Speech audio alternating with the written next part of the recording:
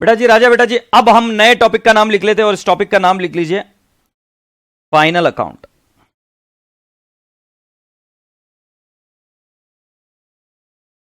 लिख लीजिए, important topic है, सिर्फ एग्जाम पॉइंट ऑफ व्यू से नहीं, यह टॉपिक इंपॉर्टेंट है for your intermediate, for your final, for your articleship, for your career in total. मतलब आप एक समझ लो, आप जीवन में कुछ भी करना, मतलब तू सीए मत बनना, तू डॉक्टर बन जा, इसके बाद में तूने डिसाइड किया नहीं भाई मेरी जिंदगी झंड है, मैं डॉक्टर बनेगा, डॉक्टर बन जा तू, उसके बावजूद फाइनल अकाउंट आना चाहिए, क्योंकि आपको पता होना चाहिए कि क्या प्रॉफिट कमा रहे, क्या लॉस हो रहा है। आप संस्थान खोल दो, संस्थान में भी बेटा हिसाब किताब रखना है, किस तरीके से हिसाब किताब रखना है, उसके लिए फाइनल अकाउंट आपको आना ही चाहिए। तो बेटा जी, इस बात पे गौर फरमाना एक बार अच्छे से कि फाइनल अकाउंट तो भाई जी आप किस प्रोफेशन से हो, कौन सी जगह पे, कोई फर्क नहीं पड़ता, फाइनल अकाउंट तो आना ही चाहिए। तो राजा बेटा जी, फाइनल अकाउंट के बारे में मैं अब आपको कहता हूं कि दो प्रकार के फाइनल अकाउंट आपके सिलेबस में है। पहला वाला manufacturing entity.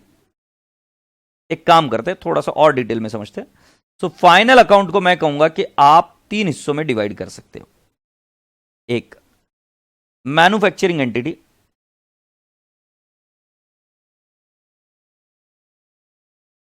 Manufacturing entity, trading entity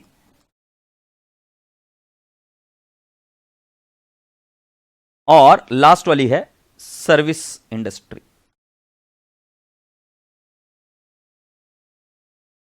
तो यदि मैं आपको कहूंगा कि मैन्युफैक्चरिंग एंटिटी है, ट्रेडिंग एंटिटी है, सर्विस एंटिटी है, एग्रीड? ये सब बातें आपको मैं बोल रहा हूं, मैन्युफैक्चरिंग, ट्रेडिंग और सर्विस एंटिटी, ऐसे मैंने तीन नाम आपको बताया। इनके एग्जाम्पल दे देता हूं। तो पहला वाला मैन्युफैक्चरिंग एंटिटी का नाम बताता हूं मैं, right? Let's take an example. Can I not say Samsung,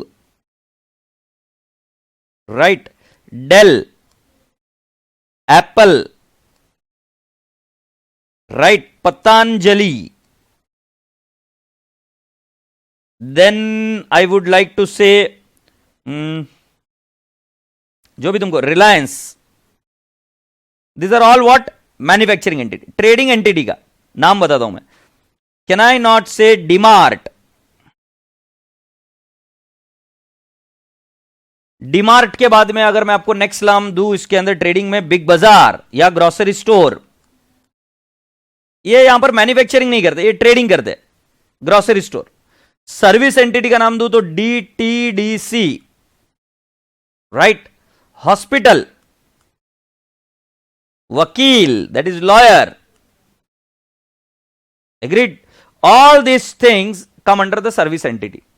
अब बेटा जी, जो आपका मैन्युफैक्चरिंग है उसके लिए जो अकाउंट बनते हैं उनके नाम बता रहा हूं। पहला वाला बनता है manufacturing account, manufacturing account. Manufacturing account के बाद में बनता है ट्रेडिंग अकाउंट, ट्रेडिंग अकाउंट के बाद में इधर बनता है पी एंड एल अकाउंट, और फिर इसके बाद में बनती है इधर बैलेंस शीट।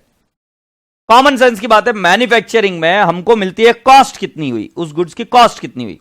जैसे कोई एक फार्मास्यूटिकल कंपनी है, राइट? सो पहले मैन्युफैक्चरिंग अकाउंट बनाएंगे फार्मास्यूटिकल कंपनी की, भाई हमारी लागत, हमारा खर्चा कितना आया, वो खर्चे से वो पता करते कि भाई हमने इतनी सारी टैबलेट्स बनाई, इतना सारा इंजेक्शन बनाया और उसकी कॉस्ट इतनी आई। उससे आपको मिलेगी कॉस्ट ऑफ द प्रोडक्ट, क्योंकि आप किसी से बाय नहीं कर रहे हो। जैसे आपके पास परचेसेस है ही नहीं, आपके पास परचेसेस रॉ मटेरियल का है। अभी तक आप क्या कर रहे थे बचपन से? ट्रेडिंग अकाउंट था, बिंदास, परचेसेस ले, सेल कर। अबे परचेसेस क्या कर रहा है? फिनिश गुड्स का परचेसेस कर रहा है, इसलिए सेल कर पा रहा है। बट अगर बनाकर बेच रहा है तो क्या करेगा, राइट? अब तू देख ले, मटका बना रहा है तो मटके के लिए तुझे लगती है मिट्टी, अब वो मिट्टी, पेंट, राइट, वो सारी चीजें, या फिर उसको हीट करना पड़ता है, वो सारा जो खर्चा है उसको परचेसेस नहीं बोल सकता, उससे तुम मैन्युफैक्चरिंग कॉस्ट निकालेगा और मैन्युफैक्चरिंग कॉस्ट को डालेगा ट्रेडिंग अकाउंट में, और ट्रेडिंग अकाउंट से निकलेगा जीपी या जीएल, ग्रॉस लॉस, और यहां पर निकलेगा एनपी या एनएल, और वो डालेंगे हम कैपिटल में और बैलेंस शीट होगी टैली। ये बात हुई मैन्युफैक्चरिंग के लिए। बट अगर मैं आपसे बात करूं कि कोई ट्रेडिंग है, सो ट्रेडिंग वाला सिर्फ बनाता है ट्रेडिंग अकाउंट, राइट? और फिर उसके बाद में वो बनाता है पी एंड एल अकाउंट, और फिर वो बनाता है बैलेंस शीट, एग्रीड? ये किस केस की बात कर रहा हूं मैं? ट्रेडिंग वालों की। अगर सर्विस एंटिटी वाला बोलता है तेरी की, अपन तो directly P and L account बनाता है भाई साहब, क्योंकि अपने यहां पर कोई ट्रेडिंग होता ही नहीं है, राइट? कुछ ट्रेडिंग है ही नहीं। कोई आर्किटेक्ट है, क्या ट्रेडिंग करेगा? एक लॉयर है, क्या ट्रेडिंग करेगा? वो तो सर्विसेज दे रहा है। एक डॉक्टर है, क्या ट्रेडिंग करेगा? और वो वहां पर पी एंड एल अकाउंट के बाद में बना देता है बैलेंस शीट। तो बेटा जी आपको एक चीज के बारे में पता होना चाहिए बहुत अच्छे से, सही से, कि बेटा जी इस प्रकार के 3 तरीके से फाइनल अकाउंट बनते हैं। एग्रीड? जब ये आपको बात समझ में आ गई, so then we are expected to go ahead and understand what all is there in manufacturing account. So पहला वाला मैं बता रहा हूं, मैन्युफैक्चरिंग को विजुअलाइज करो। ये फैक्ट्री है, राइट? इस फैक्ट्री में लोग काम कर रहे हैं, टना टना गाना चल रहा है, दम लगा के हाइशा, इधर काम चल रहा है। इधर कुछ एक मशीन है ऐसी, मेरी ड्राइंग तुम्हें मालूम है ना कैसी है। इधर कुछ एक मशीन है, राइट? इधर से कुछ तो गिर रहा है इस मशीन से, राइट? ये लोग काम कर रहे हैं उधर, बाप रे बाप, ये सब काम चल रहा है, फैक्ट्री में चल रहा है काम। फैक्ट्री से काम होने के बाद में ये माल पहुंचा इधर, ओहो, ये माल पहुंचा इधर ऐसे, ये माल पहुंचा इधर, ये माल हो रहा है सेल। इस माल को क्या कर रहे हैं हम? सेल कर रहे हैं यहां से, ठीक है? फिर उसके बाद में नेक्स्ट इधर एक प्यारा सा ऑफिस है, टीम बेस्ड ऑफिस बनाया गया, एकदम ऑफिस है। ऑफिस में काम चल रहा है किसका? तो सुनते, अकाउंटिंग हो रही है इधर, इधर अकाउंटिंग हो रही है, राइट? इधर ऑडिट हो रहा है, इधर एसी है, इधर इलेक्ट्रिसिटी जनरेट हो रही है, इलेक्ट्रिसिटी लग रही है, कर रही है, राइट? ये तुम्हारा ऑफिस है, वगैरह वगैरह। अब मैं आप सभी लोगों से पूछना चाहता हूं, आप मुझे बताइएगा जरा सोच समझ के, कि आपको फैक्ट्री में क्या क्या दिख रहा है। मैं आपको बता दूं ये फैक्ट्री किसकी है। सो ये फैक्ट्री है, और प्लीज गोबर गोबर मत करना, मैं थप्पड़ थप्पड़ लगाऊंगा। तुमको फैक्ट्री में क्या क्या दिख रहा है मैं बता रहा हूं, ये कार की फैक्ट्री है, कार। सो कार की फैक्ट्री में तुम्हें क्या क्या दिख रहा है मुझे बताइए, मैं इंतजार करूंगा आपके आंसर का। जब तक आंसर नहीं आ जाता तब तक आगे नहीं जाऊंगा। तब तक मेरे रसगुल्ले बच्चों, जो जो व्यक्ति पेन ड्राइव में मुझे देख रहा है, प्लीज आप भी लिखिए कि कार की फैक्ट्री में आपको क्या क्या दिख रहा है। सर मैं तो कभी फैक्ट्री में गया ही नहीं कार की। अबे तू इसकी फैक्ट्री में गया है क्या, जहां पर ये बनती है ब्रेड? तो ब्रेड की फैक्ट्री में क्या दिखता है वो देख। तू जिस फैक्ट्री में गया होगा उस फैक्ट्री में क्या दिख रहा है वो लिख। फैक्ट्री में जा, मैंने बोला कि कार की फैक्ट्री में गए, बट जो जो बच्चे कार की फैक्ट्री में कहीं नहीं गए वो मुझे बताया कि वहां पर आपको क्या क्या देखने को मिलता है। आओगे जब तुम साजना,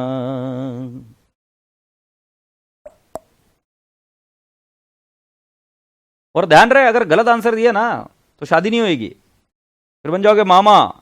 सो ये बच्चा बोल रहा है कि वर्कर्स दिख रहे, वेरी गुड। सो वर्कर्स को दिया जाता है वेजेस, बिल्कुल सही है। और मशीन दिख रही, इंजन दिख रहा है, बरोबर है। तो उधर लगेगा depreciation on plant and machinery, ठीक है। स्टील दिख रहा है, थर्ड रॉ मटेरियल दिख रहा है, वेरी गुड। तो इसको लग जाएगा रॉ मटेरियल इधर। कुछ रॉ मटेरियल, कुछ आधी कंप्लीटेड चीजें भी तो होगी, आधी कंप्लीटेड चीजें, right? So can I not say work in progress, work in progress, right? उधर एक जरा दिशा बता रही हो, सुनो मेरी बात जरा ध्यान से। उधर एक पावर का पॉइंट है, उधर हाथ लगाओ, उधर हाथ लगाओ, हाँ लगाओ लगाओ, करंट लग गया, करंट लग गया, करंट लग गया। ये क्या है? पावर। कुछ नहीं हो, कुछ नहीं बाबा। पावर, पावर, पावर लगता है कि नहीं लगता है? करंट, इससे काम चल रहा है पूरा। Yes. So machine, tools, etcetera etcetera, मतलब फ्लोर पर, फैक्ट्री के फ्लोर पर जो जो काम हो रहा है उससे रिलेटेड सारा का सारा एक्सपेंसेस ये कहां जाएगा? मैन्युफैक्चरिंग अकाउंट में जाएगा। इधर दो प्रकार की इन्वेंट्री होती है, एक रॉ मटेरियल और एक वर्क इन प्रोग्रेस। यस और नो?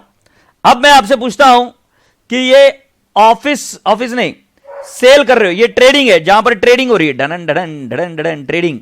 सो ट्रेडिंग में आपको क्या क्या मिलेगा? सो यहां पर आपको मिल रहा है finish goods, finish goods, finish goods के बाद में इधर मिलेगा सेल्स, एग्रीड? इधर से होगा सेल्स। ये बस ध्यान में रखना कि फिनिश गुड्स, यहां से माल निकला, आगे फिनिश गुड्स, और फिर उसको क्या किया जाता है? सेल। सेल करने के बाद में राजा बेटा जी, इधर मैं आपको बताता हूं, ऑफिस में आपका खर्चा लगता है printing and stationery, agreed?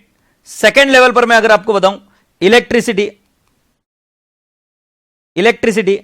Third level पर मैं बता दूं तो मिलेगा आपको सैलरी, राइट? और फिर क्या क्या आ जाएगा फोर्थ नंबर पर? Can I not say postage, advertisement, interest, discount allowed, bad debts, etcetera etcetera. Agreed. So बेटा जी इधर भी आएगा डेप्रिसिएशन, नाइन्थ डेप्रिसिएशन, जो एसी इधर लगा हुआ है उस एसी का डेप्रिसिएशन इधर आएगा, बट जो फैक्ट्री में लगी हुई मशीन है उसका डेप्रिसिएशन कहां जाएगा? फैक्ट्री में लगी हुई मशीन का डेप्रिसिएशन कहां जाएगा? मैन्युफैक्चरिंग अकाउंट में।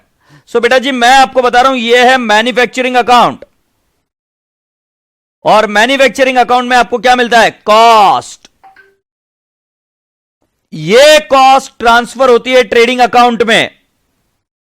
ओके, इधर ये ऐड हो गई कॉस्ट, और इधर से निकलता है आपका जीपी या जीएल, और ये जीपी और जीएल जाता है पी एंड एल अकाउंट में, और यहां से मिलता है आपको नेट प्रॉफिट या नेट लॉस, और ये जाता है बैलेंस शीट में। आशा करता हूं कि आपको समझ में आया बेटा जी कि manufacturing account will show you what cost, it will not show profit और loss.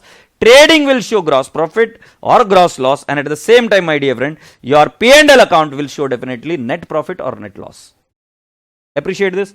If you people have understood so far, it becomes now very important, paramount importance that we see the format of manufacturing account. क्योंकि बाकी की सब चीजें बाद में, तो पहले हम मैन्युफैक्चरिंग अकाउंट का फॉर्मेट सीखेंगे, और एक बार मैन्युफैक्चरिंग अकाउंट का फॉर्मेट सीख गए उसके बाद में मैं आपको एक होमवर्क दूंगा, उस होमवर्क के तहत आपको यह फॉर्मेट लिख कर लाना है। लेटेस्ट काम करते हैं।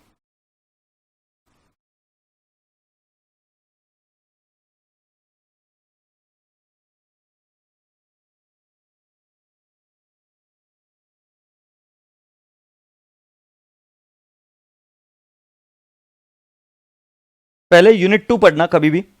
तो ये जो मैन्युफैक्चरिंग अकाउंट है इसके अंदर कितने अकाउंट बनते हैं मैंने आपको पहले ही बताया था कि manufacturing account, trading account, P and L account and balance sheet. तो यहां पर यदि आप देखेंगे तो आपको मैन्युफैक्चरिंग अकाउंट दिया हुआ है, राइट, ये रहा, ये आपको आना चाहिए। तो बेटा जी ये चीज का स्क्रीनशॉट ले लीजिए या फोटो ले लीजिए इसकी, मुझे पता है स्क्रीनशॉट नहीं आता है तो चिल्लाना मत, स्क्रीनशॉट ले लीजिए या फोटो ले लीजिए, जो भी पॉसिबल है। और इस केस में पहला वाला देख लो, आपको लिखना होता है raw material consumed. Raw material इस तरीके से लिखेंगे, मैं आपको जैसे बता रहा हूं। अब आप लिख लीजिए मैन्युफैक्चरिंग अकाउंट, मैं आपको बता रहा हूं, मैं जैसे बता रहा हूं पहले वैसे लिखते चले जाइए। तो पहले इधर आएगा to opening stock of RM और opening stock of work in progress. RM मतलब रॉ मटेरियल, जो आपका रॉ मटेरियल रहेगा वो, जाहिर सी बात है क्लोजिंग स्टॉक इधर आएगा बाय क्लोजिंग स्टॉक आरएम और वर्क इन प्रोग्रेस, अगर कुछ रहा तो इधर आएगा टू परचेसेस। इधर परचेसेस क्या करेंगे आप? रॉ मटेरियल परचेस करेंगे। You cannot by work in progress. Work in progress कैसे बाय करोगे? रॉ मटेरियल बाय करोगे ना, वह आधा अधूरा गाड़ी दे दो, नहीं, नॉट पॉसिबल। फिर इधर आएगा टू रॉयल्टी। टू रॉयल्टी, अब रॉयल्टी किसके लिए? फॉर एग्जाम्पल कि आप कोई गाड़ी बना रहे हो, जगुआर लैंड रोवर से आपने कोई टेक्नोलॉजी ली है, तो उसके लिए आपको उनको देनी पड़ेगी royalty. To power, to power, to wages, to power account, to wages account, agreed. जो कोई भी खर्चा आपका फैक्ट्री प्रीमाइसेस के लिए लगता है वो सारी चीज आ जाएगी। To depreciation on plant and machinery, ध्यान रहे ये फैक्ट्री में यूज होने वाली प्लांट एंड मशीनरी चाहिए, तो इसका डेप्रिसिएशन इधर आ जाएगा, कॉस्ट है। To carriage inward, carriage inward, agreed. मतलब रॉ मटेरियल को लेके आने के लिए जो खर्चा लगेगा वो इधर। मैन्युफैक्चरिंग करते हैं तब क्या होता है, कई बार स्क्रैप जनरेट होता है, राइट, तो स्क्रैप जनरेट होता है तो स्क्रैप को हम सेल करते हैं। सो कैन आई नॉट से बाय सेल ऑफ स्क्रैप, ध्यान रहे इधर माल नहीं बिकता, माल बिकता है नीचे ट्रेडिंग अकाउंट में, ये सेल ऑफ स्क्रैप। और राजा बेटा जी इधर आएगा by cost of goods manufactured, cost of goods manufactured, ये इधर कॉस्ट ऑफ गुड्स मैन्युफैक्चर्ड आ जाएगा बैलेंसिंग फिगर, और हमेशा ये बैलेंसिंग फिगर क्रेडिट में ही आएगा, it can not be on the debit side. तो कॉस्ट ऑफ गुड्स मैन्युफैक्चर्ड, तो जरा एक बार देखिए इसके अंदर आपको चीजें समझ में आ रही है। तो to raw material, opening inventory, purchases less closing inventory क्यों किया मैं आपको समझाता हूं। फिर direct wages, direct expenses, prime cost को भूल जाओ। फैक्ट्री ओवरहेड्स में उन्होंने बताया royalty, hire charges, right. Repairs and maintenance, अगर फैक्ट्री से रिलेटेड कोई भी रिपेयर्स एंड मेंटेनेंस है तो वो, और फिर डेप्रिसिएशन, फैक्ट्री कॉस्ट है, राइट। ओपनिंग डब्ल्यूआईपी जो मैंने ऊपर ले लिया था, और by product at net realisable value जो मैंने बताया ना, स्क्रैप, स्क्रैप को आप यहां पर क्या लिखोगे, net realisable value selling price पर, क्लोजिंग वर्क इन प्रोग्रेस, और बेटा जी ट्रेडिंग अकाउंट में जाएगा कॉस्ट ऑफ प्रोडक्शन। अब बेटा जी पूरी बात ध्यान से सुनिए, ये ट्रेडिंग अकाउंट में जाएगा, ये मैंने सिंपल भाषा में आपको बताया। अब बेटा यहां पर ये जो क्लोजिंग स्टॉक है ना इधर रॉ मटेरियल का, ये क्रेडिट में लिखने की जगह पे मैं डेबिट में भी तो लिख सकता हूं, बट डेबिट में अगर लिखना होगा तो मुझे क्या करना होगा, माइनस। तो उसी को वो बोलते हैं आरएम कंज्यूम्ड। आरएम कंज्यूम्ड का फॉर्मूला क्या है, जैसे मान लो तुम्हारे पास 5 लड्डू थे, तुमने 10 लड्डू और परचेस किए, और उसमें से 6 लड्डू बच गए। तो ऐसा कैसा 6 लड्डू बच गया, तो जाहिर सी बात है 5 और 10 15, 15 में से 6 बचे हुए तो 9 तुम खा गए, 9 इज कंज्यूम्ड, बराबर है ना। इसी को बोलेंगे ओपनिंग स्टॉक, इसको बोलेंगे परचेसेस, इसको बोलेंगे क्लोजिंग स्टॉक। इंस्टीट्यूट क्या बोलती है कि आप कंज्यूम्ड निकाल के बताओ। हम बोले क्या टेंशन है भाई, हम सीए के स्टूडेंट है, निकाल देंगे कंज्यूम्ड। कंज्यूम्ड का फॉर्मूला क्या है, opening plus purchase minus closing consumed. Opening plus purchase minus closing consumed, यही तो लिखा है, opening plus purchase minus closing, ये इधर निकल गया कंज्यूम्ड, आरएम कंज्यूम्ड। ठीक है, डायरेक्ट वेजेस आपको बताया, डायरेक्ट एक्सपेंसेस आपको बताया, फैक्ट्री में रिलेटेड जो भी खर्चे वो सारे इधर आ जाएंगे। क्रेडिट साइड में आ जाएगा आपका scale of scrap, but sale of scrap आपको कौन सी वैल्यू पर लेना, अगर बिका नहीं है so you have to take it at NRV, नहीं बिका है तो भी एनआरवी पर लोगे। सेलिंग प्राइस क्या है, स्क्रैप का, स्क्रैप का बोलो, बाय प्रोडक्ट का बोलो, राइट। जैसे गाय देती है दूध, दूध के बाद में बच गया उसका शेण, राइट, तो शेण का क्या लेने का, एनआरवी। और उसके बाद में आपका closing work in progress, right, जो हमने ऑलरेडी बता दिया था, और फिर वो सॉल्व हो जाएगा। जल्दी से बताओ इसमें कोई दिक्कत है क्या, कोई एतराज है क्या। मैन्युफैक्चरिंग अकाउंट अभी आपके जबान पर होना चाहिए इस एग्जाम में या आने वाले एग्जाम में, मैं इसको एक्सपेक्ट कर रहा हूं कि इस पर शायद क्वेश्चन आए, क्वेश्चन आए ना आए, बट आपको मैन्युफैक्चरिंग अकाउंट आनी चाहिए। अब ये मैन्युफैक्चरिंग अकाउंट का जो कॉस्ट निकला ना, वो कॉस्ट जाएगा ट्रेडिंग अकाउंट के डेबिट साइड में।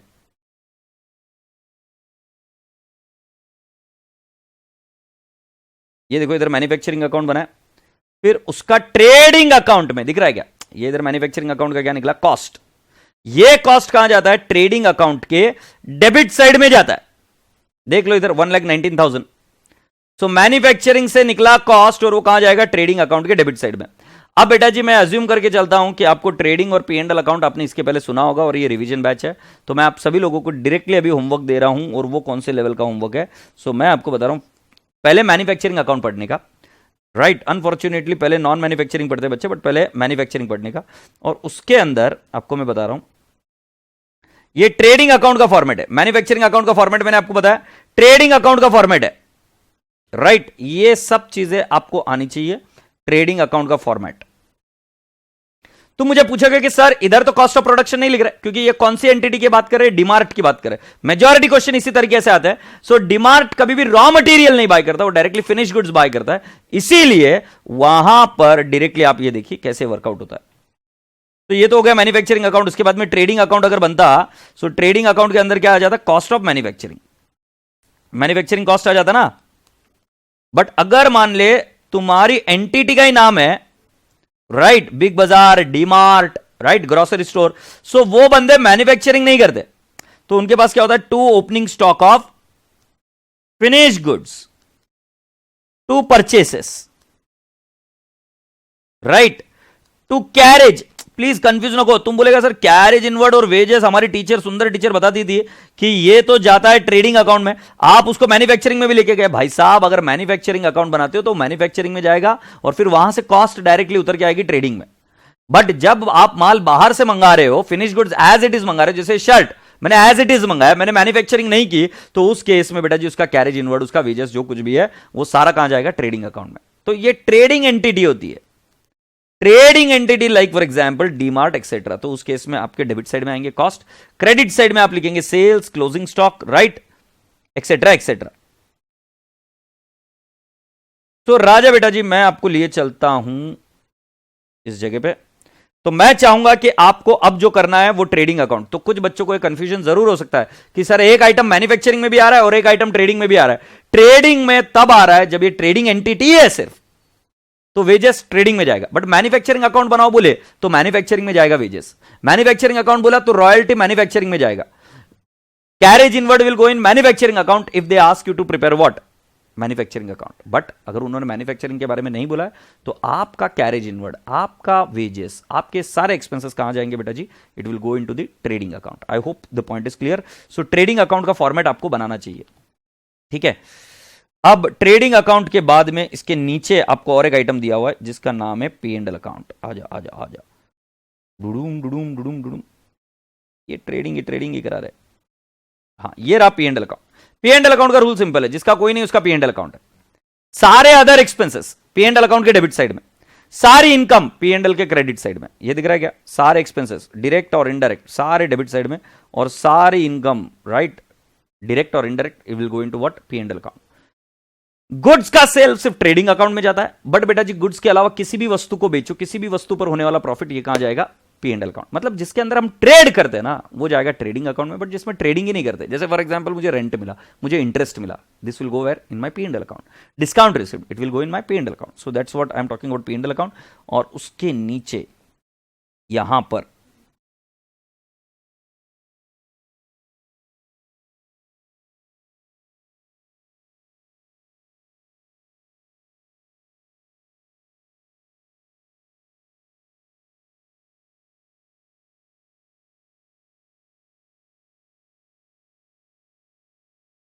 बस हो गया, थोड़ा सा क्यों नहीं, 5 मिनट में हो जाएगा। उसके बाद में आपका बैलेंस शीट का फॉर्मेट है, and you have to complete the balance sheet format also completely thoroughly. और उसके बाद में हम आगे की चर्चा कर पाएंगे। सो बैलेंस शीट भी आपको लिख कर लाने का है। तो अब मेरी बात ध्यान से सुनिएगा। मैं आपसे जो क्वेश्चन पूछूंगा उसका आंसर मुझे तुरंत चाहिए। मैं पूछता हूं रावण क्यों हारा? रावण क्यों हारा? मतलब आप देखेंगे तो रावण शक्तिमान था, रावण के पास वर थे, सब चीजें थी, फिर भी रावण क्यों हारा?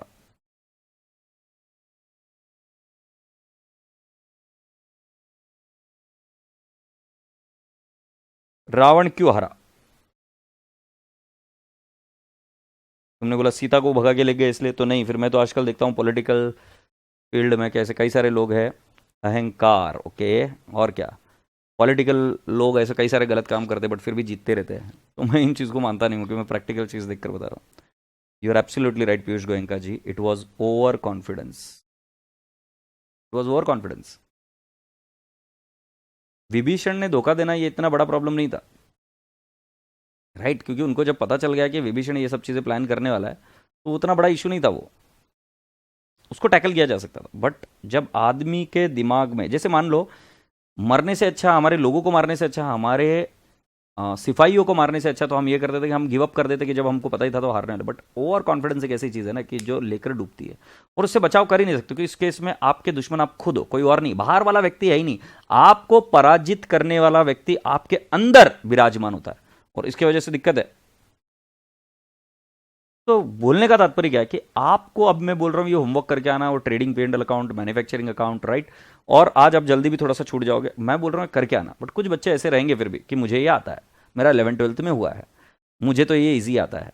बट मैं आपको बता रहा हूँ मेरे एक्सपीरियंस से ये क्वेश्चन हमेशा आया है। 2 बार इस पर 20 मार्क के क्वेश्चन आए, तो मतलब आईसीआई इसको वेटेज बहुत ज़्यादा देती है। और यदि आप ओवर कॉन्फिडेंस में जा रहे हो तो सोच लो, आईसीआई जिसको 20 मार्क देती है वो चीज़ इंपॉर्टेंट है। और मैंने बताया कि आप 11th-12th में हो, कॉमर्स में हो, किस में भी हो, आपको ये वाला टॉपिक तो आना ही चाहिए। तो अगर ये वाला टॉपिक आना ही चाहिए, ऐसी बात है, तो बेटा जी इसके जो फॉर्मेट्स है वो आपके ज़बान पर होने चाहिए। क्योंकि कल जब मैं बात करूंगा तब उसमें संघर्ष है ना, ये आइटम किधर जाएगा, इधर जाएगा कि उधर जाएगा, ऐसा जाएगा कि उधर जाएगा, तो फिर बात खत्म हो जाएगी। तो ये वाला आइटम आपको आना ही चाहिए, और इसके लिए इसका फॉर्मेट सभी लोग नोटबुक में लिख कर लाएंगे। नहीं लिख के आओगे तो मेरी जिम्मेदारी नहीं है, मैं रिस्पॉन्सिबल नहीं हूँ, आप आपकी पराजय के लिए रिस्पॉन्सिबल रहेंगे। तो ध्यान रखना, पराजय करने वाला व्यक्ति वो रावण हमारे अंदर ही स्थित है। उस रावण को कभी अपने आप पर विजय मत पाने देना, आप पर विजय मत पाने देना, राइट। तो जब जब आपको ओवर कॉन्फिडेंस हो तब उसको बोलना कि भाई शांत हो जा। एक कार्डियोलॉजिस्ट, इतना ज़्यादा उसको आने के बावजूद भी उसके हाथ से पेशेंट्स मरते ही है, राइट। सभी लोगों को अपने अपने क्षेत्र में परफेक्ट होने के बावजूद भी वो गलतियां करते हैं, राइट। तो हमें ये विनम्रता से एग्री करना पड़ेगा, और अगर सर बोल रहे कि करके आ जाओ तो मैं करके आऊंगा। ये वाला विचार महान है, और इस विचार से आप एक काम करोगे, ठीक है। तो अब देखो प्रिया अग्रवाल वापस हो गई एकदम से ही वो छोड़ चुकी है अपने लेवल को, और बोल रही कि सर जो एग्जाम में क्वेश्चन आया था वो सॉल्व कर सकते हो क्या। अरे छोरी, मैं तेरे को क्या बता रहा हूँ, वो बात पकड़ी नहीं। अभी हम कॉन्सेप्ट सीख कर जा रहे हैं, बट तुझे चाहिए कि वो क्वेश्चन ही चाहिए। इतना शॉर्टकट नहीं रहता है, कुछ चीज़ों के लिए प्रोसेस से जाना पड़ता है, दही जमाने के लिए उस प्रोसेस से जाना पड़ता है। तो जल्दबाजी करेगी तो मतलब नहीं है। और करना है तो 4-5 दिन बाद आना, डायरेक्टली लेक्चर में दिख जाएगा कैसे सॉल्व किया है। 4-5 दिन मतलब कल परसों आना, डायरेक्टली लेक्चर में दिख जाएगा। और अगर तुझे लगता है कि नहीं मैं उतना पेशेंस रख सकती हूँ, तो फिर मेरे पर भरोसा रख और आराम से कर, ठीक है। सो मेरे राजा बेटा जी, मेरे प्यार प्यारे रसगुल्ले, जल्दी से होमवर्क करके आना, राइट। और मुझे कल मिलोगे आप इसी समय। और अब टाइम एडजस्ट करना पड़ेगा, क्योंकि अब हमारा पूरा हो भी गया है, तुम्हारी ऐप भी सब ठीक हो गई है। सो अब टाइम एडजस्ट करना पड़ेगा, और वो हम जल्द करेंगे। इसके लिए प्यार से बाय बोलो अपने सर को, राइट। सो रसगुल्लो प्यार से bye, God bless you all, take care, lots of love, नमस्ते।